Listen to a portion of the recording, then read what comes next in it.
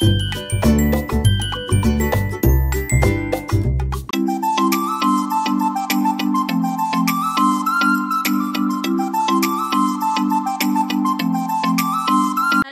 तुम्हा सगळ्यांचं माझ्या YouTube चॅनल मध्ये स्वागत आहे।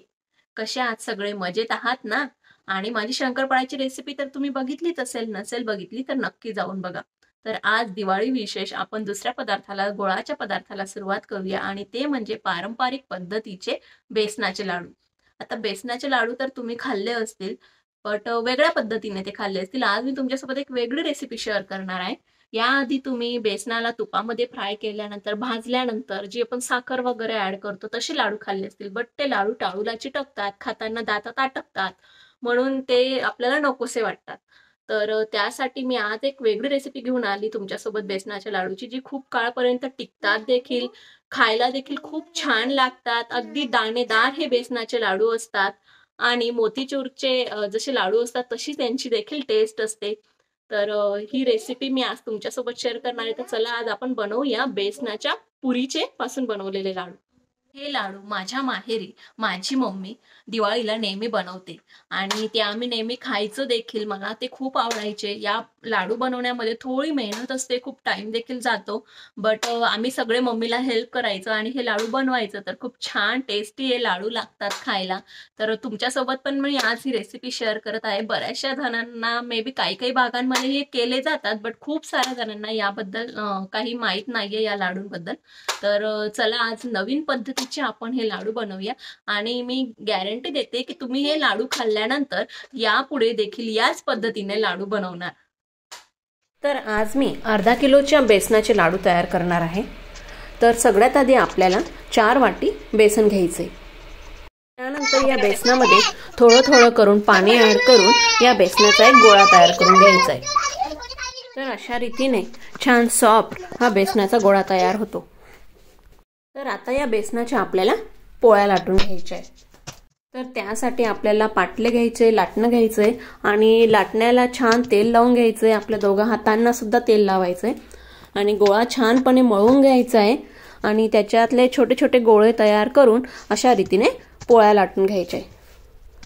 जशा ज्या आकारात पोळी लाटली जाईल त्या आकारात लाटू शकतात। सगळ्या पोळ्या अशा रीतीने लाटून झाल्यानंतर साईडला गॅसवर तेल, कढईमध्ये तेल ठेवायचंय आणि एक एक करून पुरी त्यामध्ये सोडून घ्यायची। आता ही पुरी फुललीच पाहिजे असं काही नाही, फक्त आपल्याला ती छानपणे फ्राय करून घ्यायची आहे आणि थोडीशी अशी लालसर कलर तिला यायला लागला की मग ती बाहेर काढून घ्यायची। पुऱ्या तळून झाल्या की अशा गरम गरमच त्या हाताने मोळून घ्यायच्या आहे। थोडा जाडसर यांचा चुरा तयार करून घ्यायचा आहे। या पुऱ्या गरम गरम मोडल्या तरच त्या छानपणे मोडतात, नाहीतर नंतर त्या थोड्या कडक होतात। तर आता एकीकडे आपण गॅसवर साखरेचा पाक पण तयार करायला ठेवायचा आहे, म्हणून मी इथे 3.5 वाटी साखर घेतली आणि त्यामध्ये थोडं 1 ग्लास पाणी घातलंय आणि ती साखर छानपणे मेल्ट करून घ्यायची। या साखरेच्या पाकामध्ये थोडी चिमूटभर वेलची पूड घालायची आणि थोडंसं जायफळ देखील टाकायचे। आता या पुऱ्यांना आपण अशा रीतीने चुरून घेतलंय। तर आता यांना मिक्सरमध्ये टाकून छान रीतीने याचा अशी बारीक पावडर करून घ्यायची। तर याची अशी बारीकच पावडर झाली पाहिजे। तुम्हाला वाटलं तर तुम्ही गाळणीने देखील गाळून घेऊ शकतात, म्हणजे जाडजाड भाग जो असेल तो वरती राहील आणि तो पुन्हा एकदा तुम्ही ग्राइंड करू शकाल। तर आता हा एकीकडे साखरेचा पाक पण तयार होतोय। साखर वितळली पूर्ण, आपल्याला 1 तारी पाक तयार करायचा आहे, म्हणून चेक करून बघायचं की अशी 1 तारी तार तुटते की नाही। तर आता पाक पण तयार झालाय। तर थोडा थोडा करून तो आता आपल्याला बेसनाच्या या पावडरच्या मध्ये टाकून घ्यायचा आहे आणि हळूहळू छानपणे बेसनामध्ये ही साखरच्या पाकाला मिक्स करून घ्यायचंय। तुम्हाला लाडूला जर थोडा कलर हवा असेल तर तुम्ही यामध्ये ऑरेंज कलर देखील घालू शकता। तुमच्या बेसनात जिरेल एवढा पाक यामध्ये घालून घ्या। तर आता मी हे असं मिश्रण तयार करून घेतलंय। थोडंसं हातामध्ये या गोळ्याला घेऊन बघायचं, तो जर हाताला थोडाफार चिटकत असेल तर थोडं 20 मिनिटासाठी याला बाजूला ठेवायचंय। आता 20 मिनिटानंतर मी याचे लाडू बनवायला घेते। तर त्यासाठी दोघा हातांना छान तेल लावून घ्यायचं आणि थोडा थोडा त्यातून गोळा घेऊन छान रीतीने असा गोल गोल आकार देत छानपणे सॉफ्ट एक लाडू तयार करून घ्यायचा आहे. आणि त्याच्यावर तुम्हाला जो काही ड्रायफ्रूट लावायचा असेल, आता मी पिस्ता लावला आहे, कोणी मनुके लावतं, तर त्याच्यावर लावायचं आणि छानपणे सर्व लाडू अशा रीतीने गोल गोल सॉफ्ट बनवून घ्यायचे. तर असे करत मी सगळे लाडू आता इथे बनवून घेतलेत.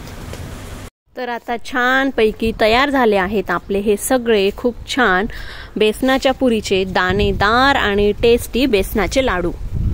खूप छान हे लाडू बनून तयार होतात आणि खायला खूप खूप टेस्टी लागतात. तोंडात टाकताच लगेच विरघळतात. खूप छान याची टेस्ट तोंडामध्ये येते. एक नवीन टेस्ट आपल्याला या लाडूंमधून मिळते. तर तुम्ही पण नक्की या दिवाळीला हे लाडू ट्राय करून बघा. नक्की तुमच्या घरात देखील सगळ्यांना आवडतील. आणि तुम्हाला ही दाणेदार बेसनाच्या लाडूची ही नवीन रेसिपी कशी वाटली हे मला नक्की कमेंट बॉक्समध्ये कळवा. आणि या दिवाळीला या लाडूंना एन्जॉय करा. आणि चॅनलवर नवीन असाल तर अशाच नवनवीन रेसिपी बघण्यासाठी माझ्या चॅनलला सबस्क्राईब करा. तर भेटूया एका नवीन रेसिपीमध्ये. तोपर्यंत स्वस्त राहा, मस्त राहा आणि खात राहा.